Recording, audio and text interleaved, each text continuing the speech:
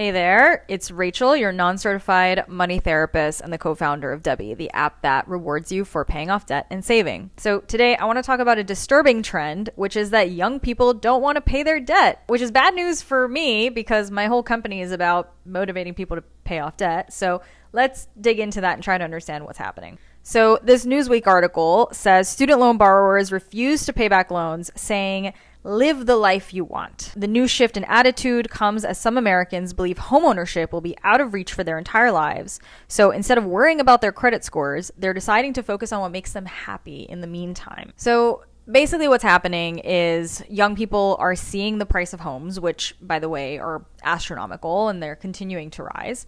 And they're saying, look, I'm never going to be able to afford this in my lifetime anyway. I don't see a path to this.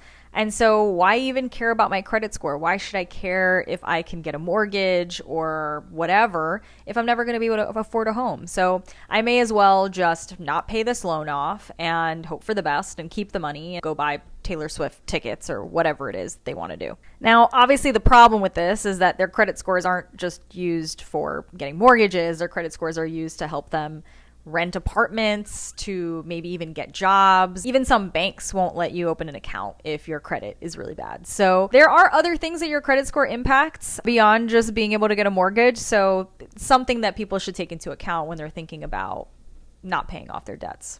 We've all heard the common thing that people say, which is, I had no idea what I was getting into. I was 18 years old. Nobody told me how this would all work, or nobody told me that I shouldn't get, the degree in underwater Peruvian basket weaving, and I wasn't going to make any money doing that. And now I'm saddled with all this debt. What do I do? And there's this girl who actually went one step further and basically said not only was she stupid when she took out the loan, the government was even dumber for giving her the loan.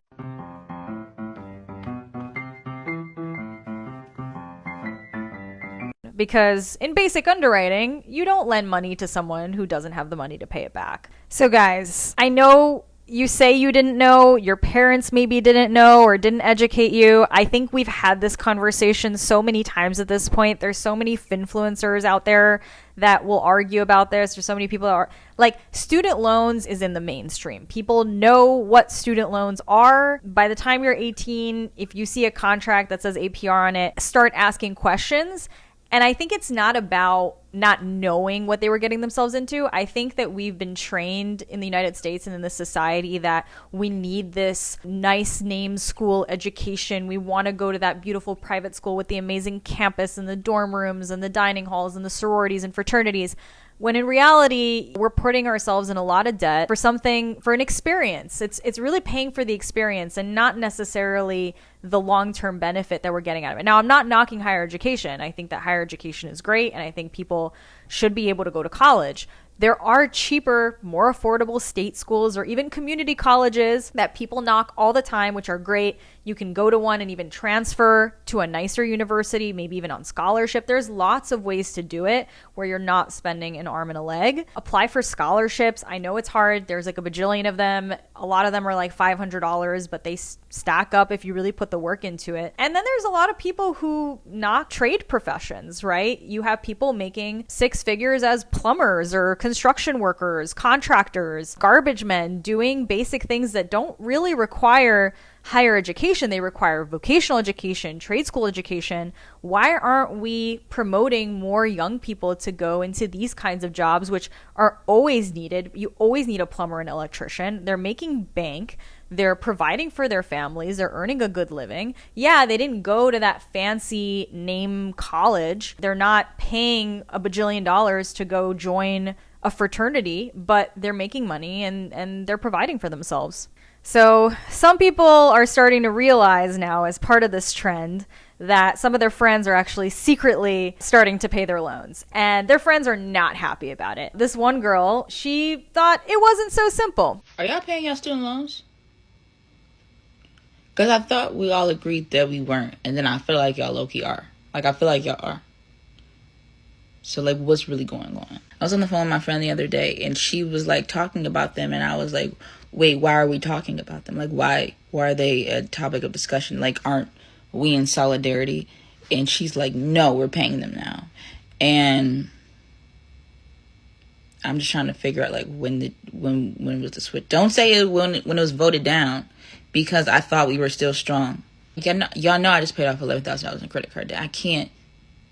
The money is mine now. I need my money. They can't have it. This girl thought her and her friends were in this together, and in reality, her friend betrayed her. And so now she's on the hook for paying her loans because everyone around her is paying their loans. And I think this is positive peer pressure, in my opinion. Now, I'm a little bit conflicted because on the one hand, I do think part of the reason why university has gotten so expensive is because the government is funding it, and colleges know they have an incentive to continue raising prices as long as the government foots the bill. Now, where I'm conflicted is that if we all decided to stop paying our loans today, maybe that would give the government the kick in the ass they need to stop giving out all of this money that they can't afford to give. On the one hand, I don't love the idea of people not paying their loans. You know, if you make a promise, you should keep it from a moral perspective. On the other hand, if we all stop paying our loans, maybe that would be the incentive the government needed to actually change the system. Speaking of changing the system, there is actually a new organization out there called the Debt Collective, and their entire goal is to get rid of student loan payments, is to wipe it out and forgive it completely. So they've got this tool that is essentially a petition. They're asking people to sign it as an appeal to the Department of Education to get their loans canceled. So I don't know the legality of this. I'm not sure that this is something that is possible to do. They seem to have tried to do their research and maybe even consulted some legal experts on this.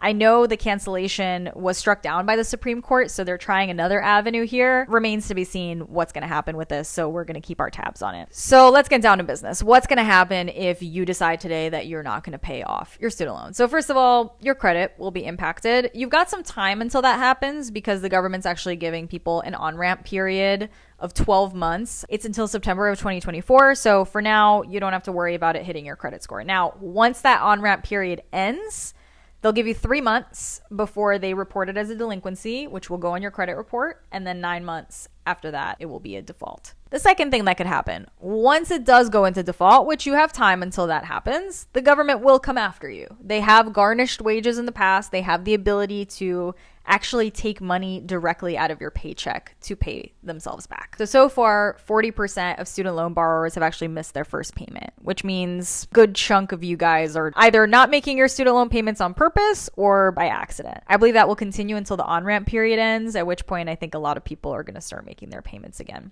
Now, I want to throw this back at you guys. What do you guys think? If we all stop making our student loan payments, do you think that this will be the incentive the government needs to stop giving out tons and tons of loans?